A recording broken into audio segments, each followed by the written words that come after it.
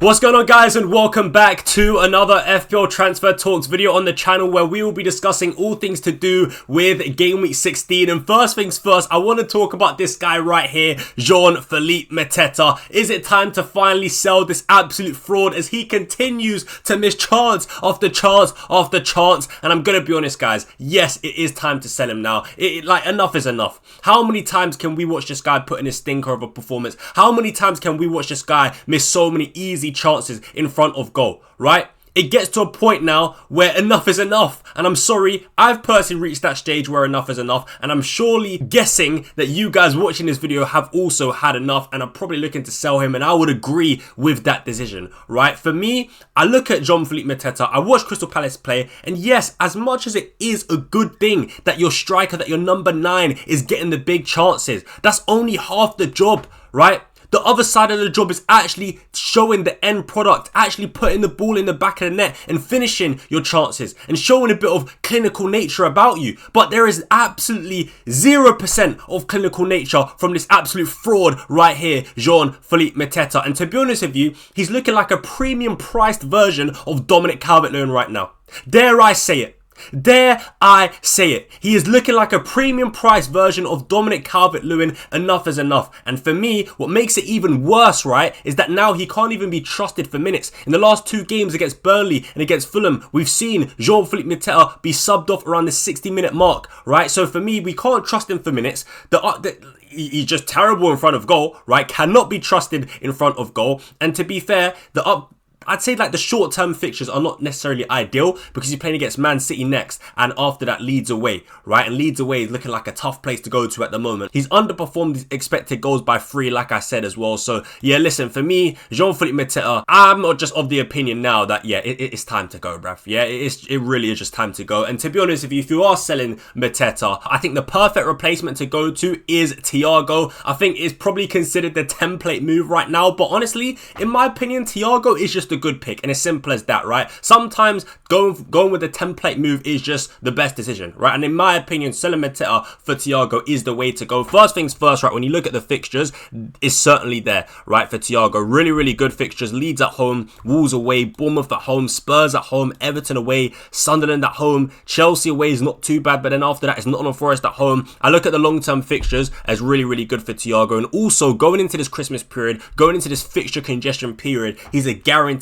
starter, right? A 90-minute man as well, especially with Dango going away to AFCON. I just think the chances of, Igor Thiago getting benched is just next to nothing, right? Next to nothing. So he's really, really good for minutes, really secure for minutes, really good for starts with great fixtures. He's on penalties as well, which is a bonus. And we know for some reason that Brentford are just absolutely amazing at winning penalties, right? So we've seen it this season. Time and time again, Brentford seem to be getting penalties, and time again, Igor Thiago seems to be scoring them. So that's a bonus. And also just generally in terms of scoring goals this season, Thiago's been really, really good. He's the second highest scoring forward in the game. His underlying data is really good. If you guys didn't actually know, in the last 6 game weeks, he's racked up the joint most big chances, which is really, really good. He's had 8 big chances in the last 6 game weeks, which is really, really good. Only him and Erling Haaland have actually accumulated that many big chances in the last 6 game weeks, which is really, really good. So he's getting the chances, he's getting the service, his underlying data is really, really strong, not only in the last sort of 6 games, but just throughout the course of the season. So I think he looks threatening on the eye. His underlying data is very, very good. He's on penalties, 90-minute man,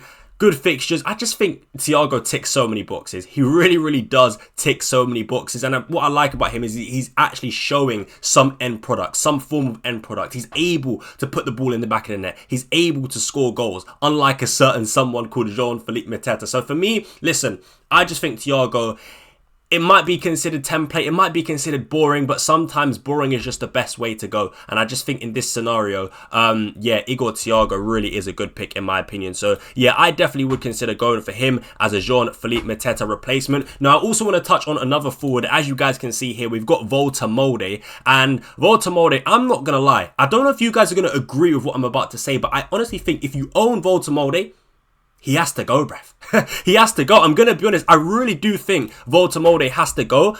I just don't know if he can be trusted for minutes going into this Christmas period. And as I said, I just honestly think, right, from this point onwards until about the new year, until that sort of Christmas period is over, I'm putting a lot of value on guaranteed starters. For me, that is like top priority, right? Players that are guaranteed to start, players that you can rely on, right? And I just don't think Woltemade fits that category. I'm going to be honest, guys, because we saw Wissa come on as a sub for Woltemade in the last game against Burnley, and I just think that's a warning sign, right? I think that's an early sign to say to you Woltemade owners, look, Woltemade can't be trusted anymore for minutes. He has to go, right? And I honestly would say sell him. That is my personal opinion. Honestly, in the short term as well, the fixtures aren't really great, right? Sunderland away, Chelsea at home, and United away as the next 3 games. I mean, I'm not going to lie, it's not really great, is it? Right? It's not fantastic. And when you add sort of the rotation factor in that as well, yeah, I just don't think it's worth keeping Nick Woltemade. And to be honest with you, I wouldn't be too scared of selling him because,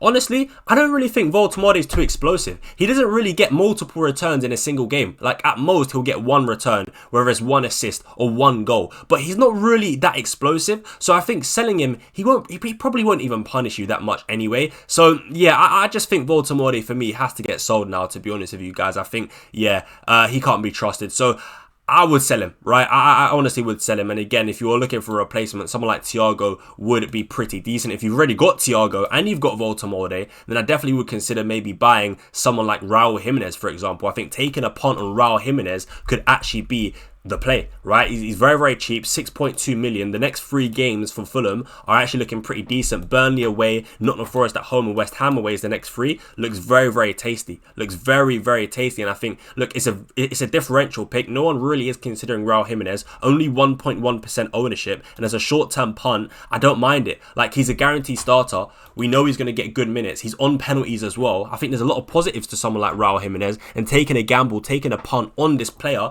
I don't mind it because the fixtures are there. So I definitely would consider buying Raul Jimenez as a replacement for Woltemade if you've already got Thiago. And if you are someone watching this video as well that had Mateta and Thiago, then again, you can sell Mateta and buy Raul Jimenez, right? If you've already got Thiago, like I said. So yeah, I actually do like Raul Jimenez. He's racked up 3 big chances in the last 4 game weeks. He's had 7 shots inside the box in the last 4 game weeks as well. And to be fair, I think that underlying data, when you consider the last 4 games that Fulham have had, it's actually not too bad at all, right? They've played Palace, Man City, Spurs and Sunderland in their last 4 games. So to rack up, you know, that amount of big chances and have that many shots inside the box isn't too bad in my opinion. And I just think, regardless of what the underlying data looks like, right, it's a decent punt to take because I just think the fixtures are so good. So yeah, I would definitely say Raul Jimenez is a nice little differential to go for if you are looking for a player of that type. Now, another player I want to touch on is Hugo Ekitike. Hugo Ekitike, I also think is a very, very good buy, right? Definitely a good buy. And again,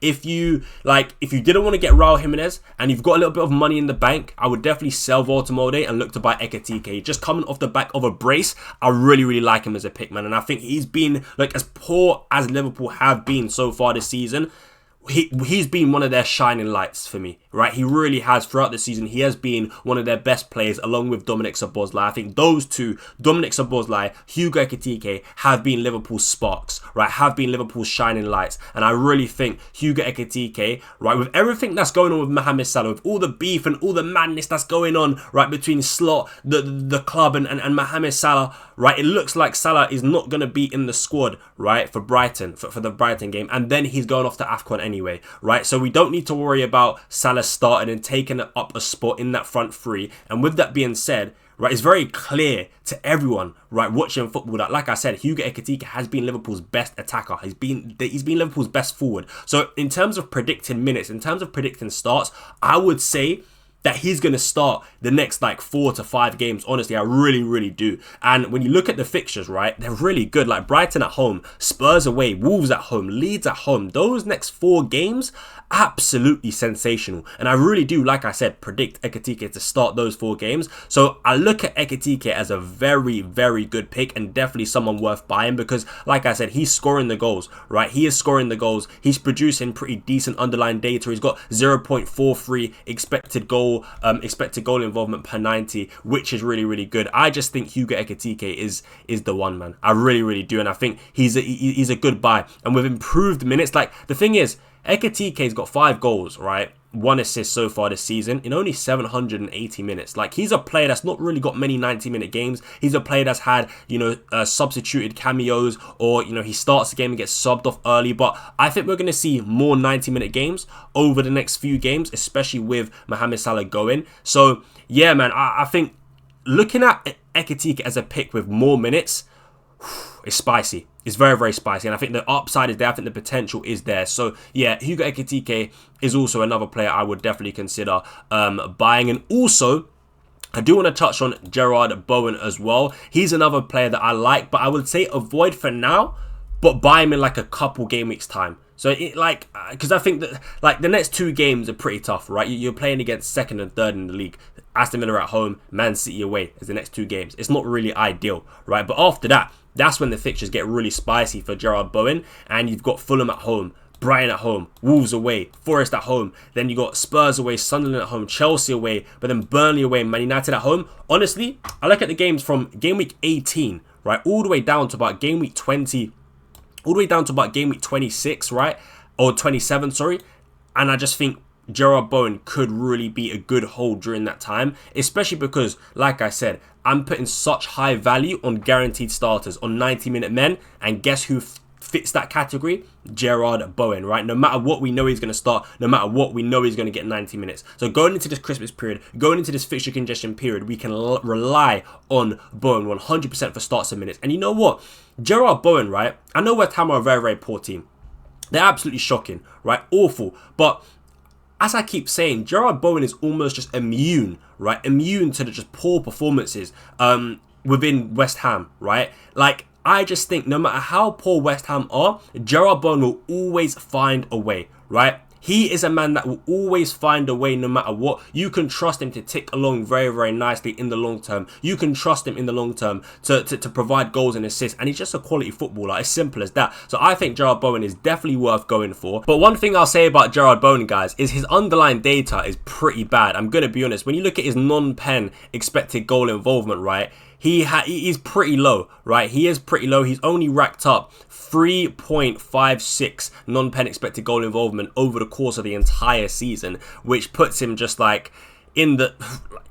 He's not even in the top 10, basically, right? He's not even in the top 10, which is pretty poor. And it's funny because usually I wouldn't go for players who put up such poor underlying data, because in my mind, I feel like that player is not really going to be reliable. That player is not going to like produce points, and it's not going to be sustainable if they even are producing points in the current moment. But honestly, with Jarrod Bowen, it's just not enough of a reason for me not to consider picking him. He's never really had the best underlying data really in recent years, but yet he still managed to provide goals. He still managed to provide assists, because ultimately Jarrod Bowen is just a good footballer, right? It's simple as that. And sometimes you got to understand that it's not all just about underlying data. It's also about player quality and what they can do with a ball at their feet on the football pitch, right? And Jarrod Bowen, to be honest with you, he's a quality player, he's a class player, and regardless of how poor West Ham are, he turns up, right? He gets the job done, he scores goals, and he puts the ball in the back of the net. His end product is top, right? And it's quite funny because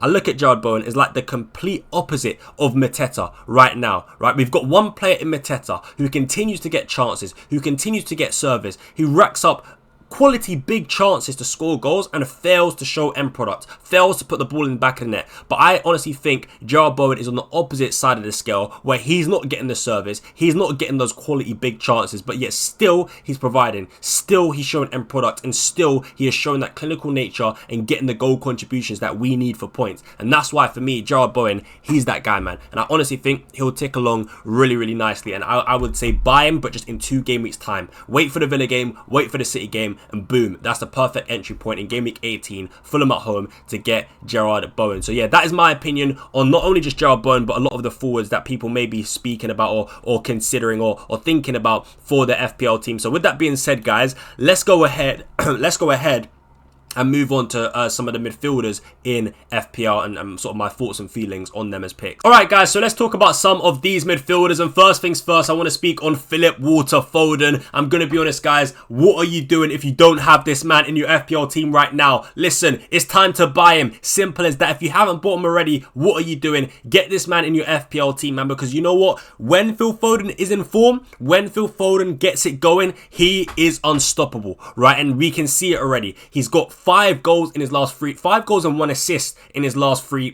Premier League games. He's looking really, really good on the eye. He's getting the service. He's getting the chances. He's performing well. And Phil Foden is just a class player, right? We're speaking about a footballer with amazing ability that, like I said, when he gets it going, is unstoppable, right? And we can see so far, like, he's got 15 points against Leeds, 17 points against Fulham, 12 points against Sunderland.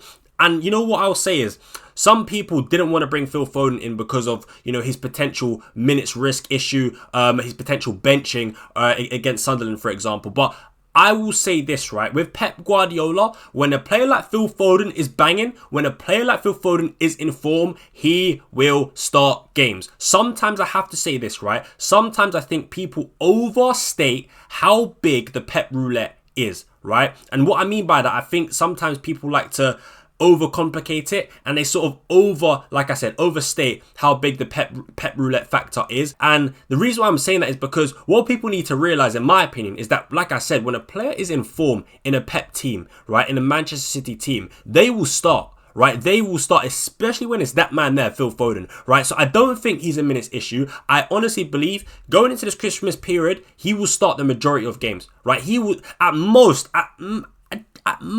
he would get benched in 1, right? But even then, I think that's a bit of an exaggeration. I don't see Phil Foden get a bench right now. Yes, you may say in some games, a couple of early subs. That's fair enough. That's expected. But I think that will happen across the board during the fixture congestion period, right? Not only with just Man City, but with other teams as well. Even with like Arsenal and Bukayo Saka and Chelsea and maybe Cole Palmer, for example. We're going to see some players get subbed off early during the fixture congestion period. But what I do know for sure is that Phil Foden, for as long as this guy is in form, he will start games. So don't worry about the Pep roulette, right? That's not a thing with a player in form in a Man City team. The fixtures coming up are pretty decent as well. Palace away is the next game.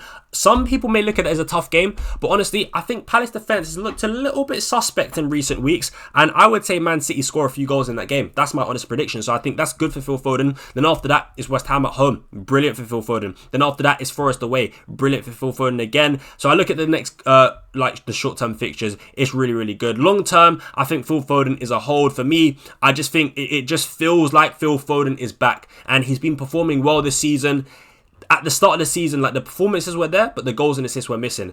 But recently, he's added the goals and assists to his game now, and to be fair, it was coming, because when you watch Man City play, Phil Foden was getting into really, really good positions, right? Really, really good positions. And now, finally, the goals are coming to him. So, yeah, listen, Phil Foden, you just got to buy him. It's just really as simple as that. Now, I also want to touch on Ryan Cherki. And I would say, listen, he did get a couple of assists in the last game for Man City. And to be honest with you, he's actually been really good for goals and assists for Man City. Like, he does get a lot of assists. So far this season, he's got 7 goal contributions in just 393 minutes. I mean, 1 goal, 6 assists in 390 minutes is absolutely ridiculous. So good. His underlying data is fantastic as well. 0.79 expected goal involvement per 90. It's sensational stuff. I mean, the Rabona assist against Sunderland was just fantastic. And you guys know that watch the channel a lot. Just, you guys know, right, how much I love Ryan Cherki as a football player. Probably my he's definitely my favourite player in the Premier League, right? I absolutely love him as a footballer. But in terms of FPL, right, I still have to be honest. I just don't think he's a good FPL pick. And the reason for that is purely because I don't think he's good for minutes. I don't think he's reliable for starts. And like I said, I'm putting such a high importance on players that are guaranteed starters that have good minutes going into this fixture congestion Christmas period, and I just don't think Ryan Cherki can be trusted, which is a shame, because if he did start games, I think he'd be such a good FPL pick. But yeah, I just can't trust him. I can't trust him, and I don't think he's worth going for that reason. So for me, I would unfortunately have to say avoid Ryan Cherki. As much as I do love him as a footballer, yeah, I just don't think he can be trusted for starts and good minutes. So yeah, for me, I'd say avoid. Now, I also want to touch on Bruno. He came from Sporting like Cristiano. Bruno Fernandes. Listen, I'm going to be honest, guys. I do think you should buy him if you don't have him already. And listen, I'm actually recording this on a Monday before Manchester United do play against Wolves away from home. So what I'm about to say is not reactionary. It's not knee-jerking. I don't know what the future holds. Maybe Manchester United destroy Wolves and Bruno gets a hat-trick. I don't know. But listen, regardless of the outcome of that game, whether United win or lose, or whether Bruno Fernandes blanks or doesn't blank, right, I would say buy him. For me, I really do like him as a pick, especially going into this Christmas period, guys, because you know what? Guarantee starter, 90-minute man, fact, right? But also multiple routes to points, on penalties, on all the set pieces, DEFCON potential, open play goal threat. He's just got everything, in my opinion. He really does have everything. And also, with AFCON, with Bryan Mbeumo and Amad Diallo going off to AFCON, there's probably a decent chance that we see Bruno Fernandes operate in the 10 role a lot more often, right? So he's going to be a lot more closer to goal as well, which is absolutely fantastic. For me, I like Bruno Fernandes as a pick, right? I really do.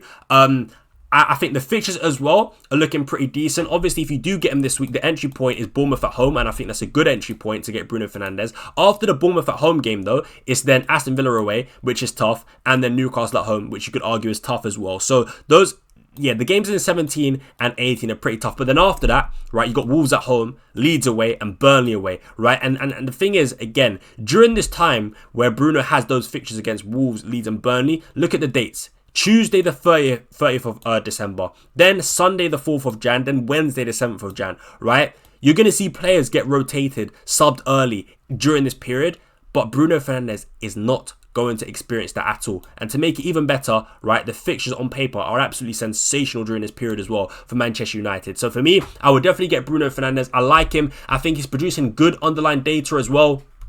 On the eye, what I've noticed on the eye, and this is why I'm actually leaning towards Bruno Fernandes more, and it's why I've got him in my team. It's why I bought him last week, because when I watch Man United, I'm actually seeing him in recent weeks, especially look like United's most dangerous player. Look like United's player that's actually going to provide an assist or provide a goal. Like, honestly, when I watch him, he's arriving, he's playing almost like a box crashing role where he arrives on the edge of the box, on the edge of the area to get a shot off or to create a chance to pick out a pass or pick out a cross. So I look at Bruno Fernandes and there's a lot of positive actions I'm seeing in the final third, and I like the spaces he's picking up. That's what I like for me. Yes, sometimes you see him in his own half. Yes, sometimes you see him picking up the ball off the centre back, but still, there's a lot of times throughout games I see him arriving late, playing that box crashing role, getting into the box and just picking up good spaces in and around the penalty area to score goals, right? So that's why I like Bruno Fernandes, and I definitely would say buy this man for game week 16, because I think he's very reliable going into this Christmas period. That is my personal opinion. Now, we also do have Dewsbury-Hall, guys. Dewsbury-Hall, this man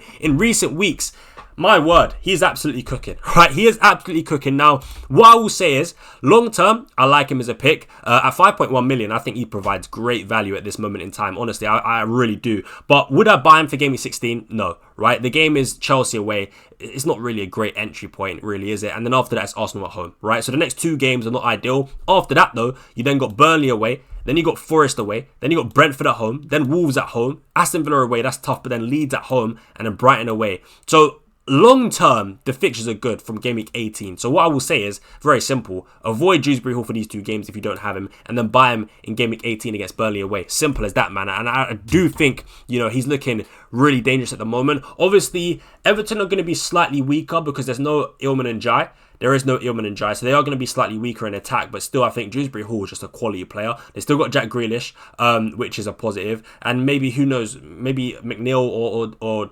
Dibbling. I'm not really sure who's going to come in to replace. Maybe Alcaraz comes in to replace, and maybe they can, perform to a decent standard, but still, regardless, I think when you look at the price of Dewsbury-Hall, 5.1 million is so cheap, and for what he can offer, I just think it makes him a really good squad player, especially with those fixtures coming up as well from game week 18 onwards. So yeah, Dewsbury-Hall, I would definitely consider buying him. I do think he's a good option. His underlying data this season, as you guys can see, is not too bad. Like 0.32 expected goal involvement per 90. I think it's pretty solid for an FPL asset that costs 5.1 million.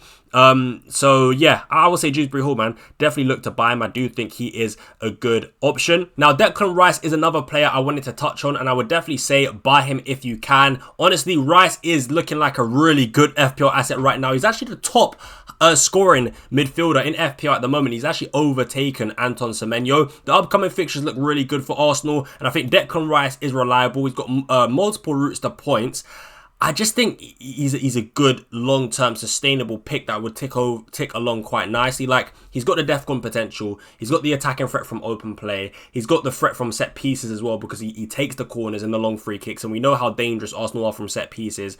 Like, he's a guaranteed starter as well, more or less going to get 90 minutes. He's got multiple routes to points, right? Different things he can pick out of his basket and look to get FPL points, right? So for me, I like Declan Rice.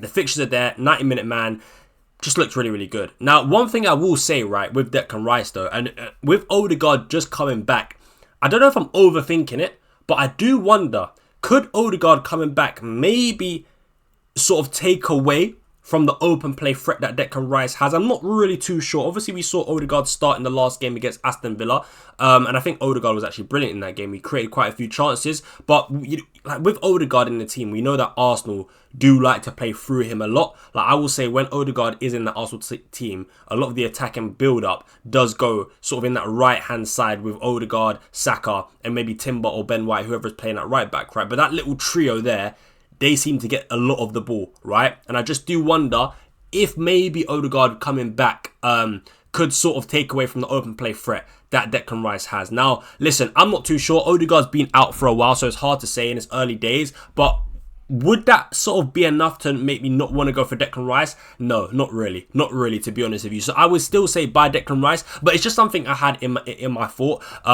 So yeah, I just thought I'd say that. But yeah, nonetheless, I would still say Declan Rice is really, really good to buy, to be honest with you guys. So yeah, if you don't have him already, he's definitely part of probably the ideal Arsenal triple up. In terms of, like, I want to touch on I want to touch on Bukayo Saka as well, because what I will say is, in terms of like the best Arsenal triple up, I would probably say it's double Arsenal defense and Declan Rice, right? Probably, or even triple Arsenal defense. I'm actually a big fan of triple Arsenal defense personally, but like, I don't think Saka is actually part of the best Arsenal trio, especially when you consider price. I don't actually think Saka is worth that 10 million price tag, and funnily enough, he's actually gone up to about 10.2 million. Now, I know the next fixture against Wolves at home is very, very good. You could argue Bukayo Saka is actually a captaincy option that week, but to be honest, like, just long term, I don't actually think, like I said, Saka is worth that money. Now, if you've already got Saka, would I sell him? Probably not, because I just feel like, unless you needed the money, I wouldn't sell Saka if you already have him.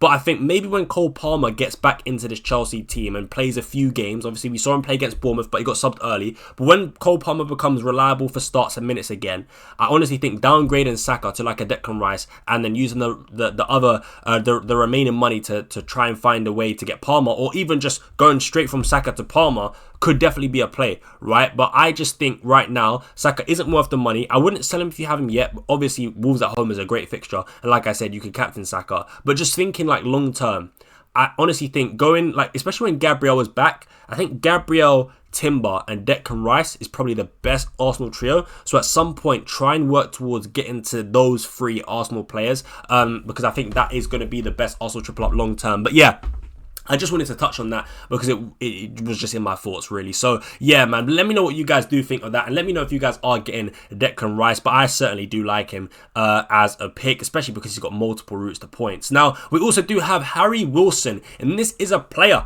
that I'm considering for my own team, and this is a player that I think you should be considering too. I like the next three games, as discussed with Raul Jimenez. Burnley away, Nottingham Forest at home, West Ham away from home as the next three games.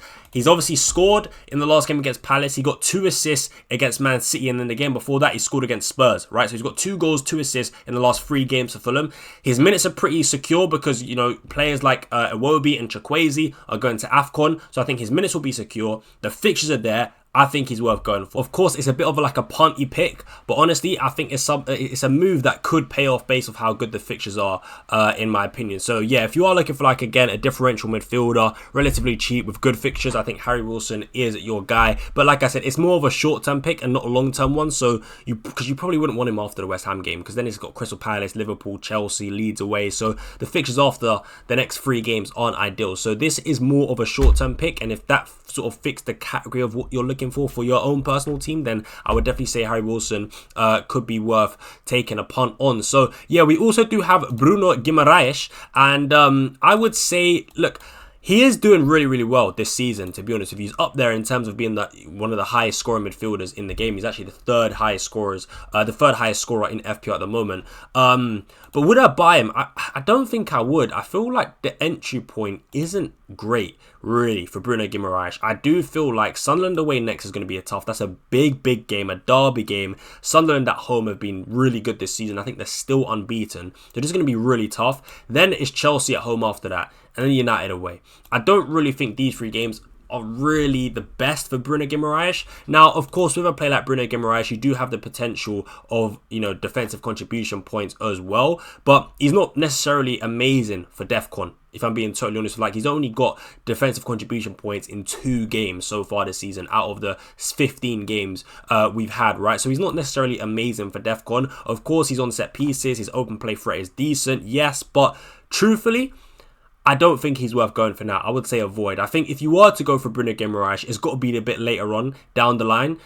More so in like Game Week 19, where he's got Burnley away, Palace at home, Leeds at home, Wolves away, and then Villa at home, right? And I will say as well, one thing with Bruno Guimaraes is that he does really, really well at home. Right, his record at home is really good so far this season. Like, Bruno Guimaraes has scored 5 goals, and all of them have come at home at St James's Park. But actually, when you look at the next sort of 3 games, 2 of them are away from home, away to Sunderland, away to United, and even the Burnley games away from home. So 3 of the next 4 games are away from home, and like I said, typically Bruno Guimaraes, based this season, right, seems to be scoring his goals at home at St James's Park, and he's only got 1 game in the next 4 that is at home, right? So it's also another reason why I believe you should probably avoid. But yeah, obviously Burnley home or away is a good fixture nonetheless, but really, like I said, the next 3 games are not ideal, so I would avoid Bruno Guimaraes for now, and then look to buy him later on down the line. So yeah, that's my personal opinion on Bruno G. I do think he's good, but I just feel like the boat has been missed, really. That's my personal opinion. I think,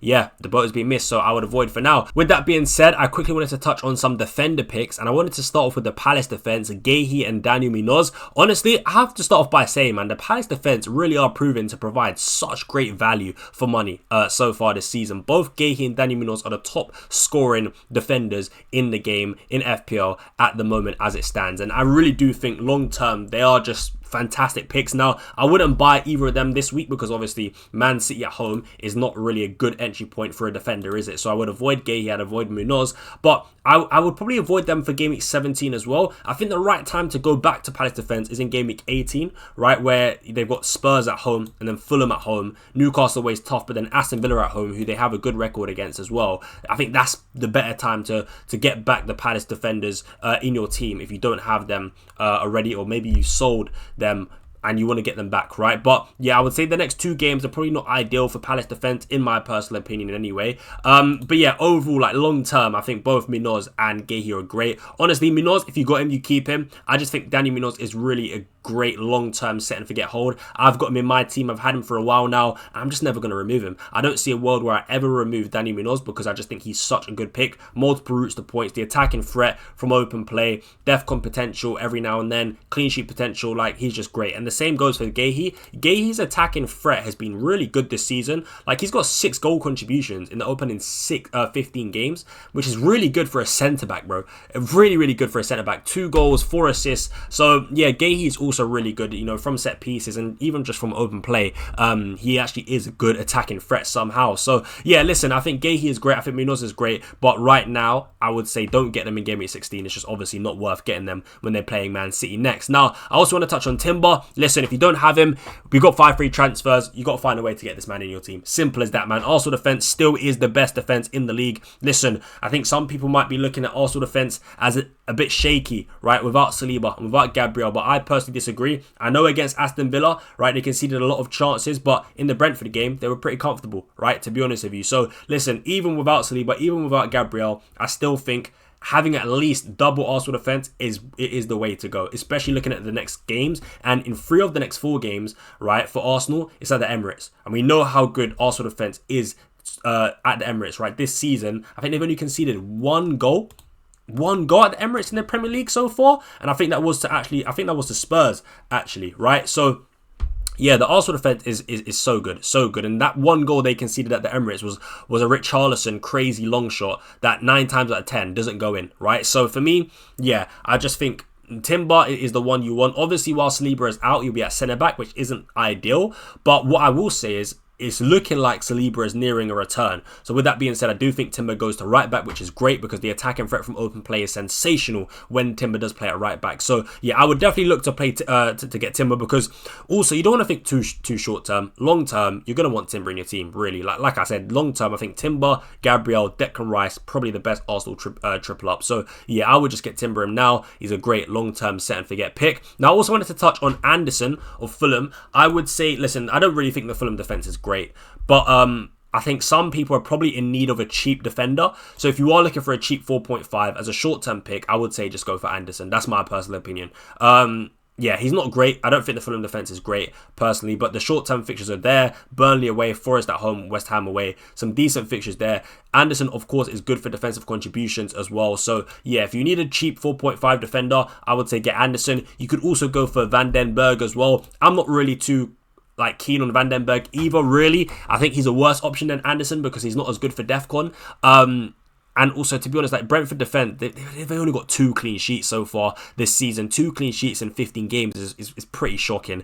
I know the next 2 games are quite good for Brentford. Leeds at home, Wolves away, but I'm not totally convinced on the Brentford defense, if I'm being honest with you guys. So yeah, I would say I prefer Andersen. Out of these 2 options, Van den Berg and Andersen, I prefer Andersen as my 4.5, so I'd say go for him. Obviously, I'm not sure what everyone's team structure is like, whether or not you need 2 4.5 defenders or not, but obviously if you need 2 4.5 defenders, then I'd go for Van den Berg as well. But if you only needed 1, I'd go for Andersen instead. That's my personal opinion. So yeah, I'm just not too keen on Van den Berg. I don't know if I'm in the minority here, but something tells me I don't know if I can really trust Brentford for clean sheets, bro. I really don't think I can. But that's going to be it for today's transfer talk video, guys. I really hope you did enjoy. If you did, smash a big thumbs up on the video. Subscribe to the channel if you haven't already. Hit that notification bell as well so you never miss an upload or a live stream. But yeah, man, thank you guys for the amazing support recently. I really do appreciate it. If you've made it this far, you're an absolute legend, and much love to you, man. But yeah, guys, I'm out. Until the next one, yeah, I'm out. Peace.